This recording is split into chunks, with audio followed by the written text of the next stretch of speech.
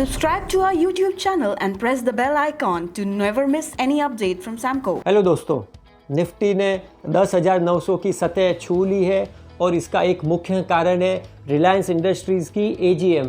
इस week AGM में श्री मुकेश अंबानी जी ने जो रिलायंस इंडस्ट्रीज़ का जो फ्यूचर जो विज़न शेयर किया, उसके कारण मार्केट में काफ़ी अच्छा खासा पॉजिटिव सेंटीमेंट रहा है और इसी के कारण निफ्टी में भी हमने 10,900 के आसपास जो स्ट्रेंथ है वो हमने बनती देखी है।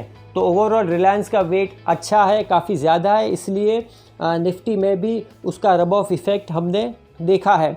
आईटी क्षेत्र के जब रिज़ल्ट आए वो एक पॉजिटिव सरप्राइज़ के रूप में उभरे और विप्रो जैसे शेयर्स में 15 से 16% की रैली हमने इस वीक देखी। इन्फोसिस के रिज़ल्ट्स भी शानदार थे, हालांकि सबसे बेहतरीन नंबर्स इन्फोसिस के थे, लेकिन मार्केट में इंट्राडे हाई करके वापस इन्फोसिस ओपन के आसपास क्लोज आया, हम जिसे कहते हैं शूटिंग स्टार। इसका मतलब कि प्रॉफिट बुकिंग भी काफ़ी अच्छा हुआ है दोस्तों इन्फोसिस में। और जब इस तरीके की पॉजिटिव खबरें आती हैं और फिर मार्केट में हम शूटिंग स्टार देखते हैं वॉल्यूम्स के साथ, तो ये एक संकेत देता है कि अब प्रॉफिट बुकिंग क्षेत्र में आ रहा है और अब इन्वेस्टर को इस भाव से एटलीस्ट तो नहीं इन्वेस्ट करना चाहिए। इन्फोसिस 3 महीने पहले 500 के आसपास था और अब 950 हो गया है, 90% रैली। और अब इस रैली के बाद अगर कोई इन्वेस्टर इस भाव में अगर एंटर करते हैं तो उन्हें काफ़ी ज़्यादा वेट करना पड़ेगा। तो हमारा ये रुझान है कि आईटी क्षेत्र में अब प्रॉफिट बुकिंग का समय है, क्योंकि इतने ज़्यादा जब भाव बढ़ जाते हैं और जो मार्जिन एक्सपेंशन का था वो एक्सपेक्टेड था, तो अब इस भाव में एंटर नहीं होना चाहिए। इनफैक्ट मार्केट को कूल डाउन देना चाहिए और तभी इन्वेस्ट करना चाहिए। तो आइडियली 10 से 15% का करेक्शन मार्केट में आईटी शेयर्स में आने के बाद ही आपको कोई फ्रेश इन्वेस्टमेंट करना चाहिए। और अगर अग्रेसिव ट्रेडर है तो आईटी क्षेत्र में कुछ हद तक शॉर्ट सेलिंग भी कर सकते हैं। फार्मा क्षेत्र में हमने इस वीक देखा कि कुछ रैली की शुरुआत हुई है।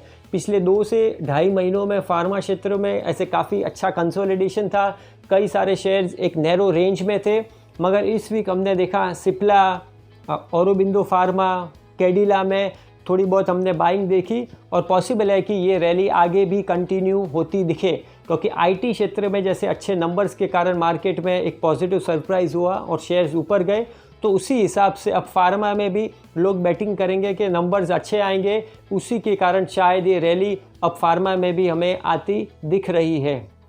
लास्ट टाइम मैंने जैसे बताया था कि प्राइवेट सेक्टर बैंक्स को पैसे की ज़रूरत है, इसलिए प्रेशर में रहेंगे और ड्यूरिंग द वीक 7 to 10%, हालांकि स्टॉक प्राइसेस में करेक्शंस देखे हैं हमने, लेकिन अब ये समझो थोड़े बहुत वापस बाउंस बैक आते हैं तो वापस आपको सेल ऑन राइज की स्ट्रैटेजी रखनी चाहिए और प्रीवियस वीक हाई जो है वो लेवल्स पे आपको स्टॉप लॉस भी रखने चाहिए एक्सिस बैंक और ICICI बैंक का।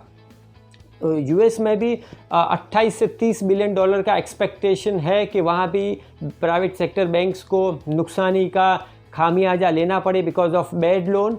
तो वहाँ भी कैपिटल रेजिंग की जो दौड़ यूएस में भी शुरू हो गई है और भारत में भी शुरू हुई है कि काफ़ी सारी banks ICICI bank, axis bank, state bank पैसा जुटाने के फिराक में है और ये अगले 1.5 से 2 महीने में ये सारी बैंक आएगी कैपिटल मार्केट में पैसा जुटाने के लिए। येस बैंक का इस वीक ऑलरेडी जो 15,000 करोड़ लेने का जो प्रोग्राम था वो ऑलरेडी पूरा हो चुका है। तो इस तरीके से हम देखेंगे काफ़ी सारी प्राइवेट सेक्टर बैंक्स और PSU बैंक्स भी मार्केट में आएंगे पैसा जुटाने के लिए, इसलिए बैंकिंग क्षेत्र में दबाव रहेगा, प्रेशर रहेगा, सेल ऑन रैली आपकी स्ट्रैटेजी रहनी चाहिए। आईटी में प्रॉफिट बुकिंग रहना चाहिए और फार्मा में पॉसिबल है कि वापस एक नई रैली की शुरुआत होती दिखती है, तो आपको नीचे के स्टॉप लॉस रख के बाय ऑन डिप्स की स्ट्रैटेजी रखनी चाहिए।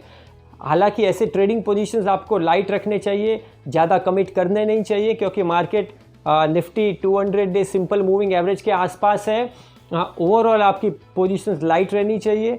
इन्वेस्टर्स अभी आपको और पेशेंस से वेट करना पड़ेगा। मार्केट को एक बार करेक्शन या मार्केट में डिप आने दीजिए, फिर आप इन्वेस्ट कीजिए।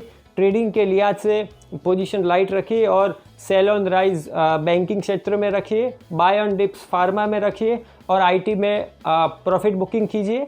और अगर अग्रेसिव ट्रेडर है तो शॉर्ट कीजिए इस वीक के हाइस को रख के। अगर आपके कोई सवाल है तो हमें लिख भेजिए, हम ज़रूर उसका आंसर देंगे। Thank you.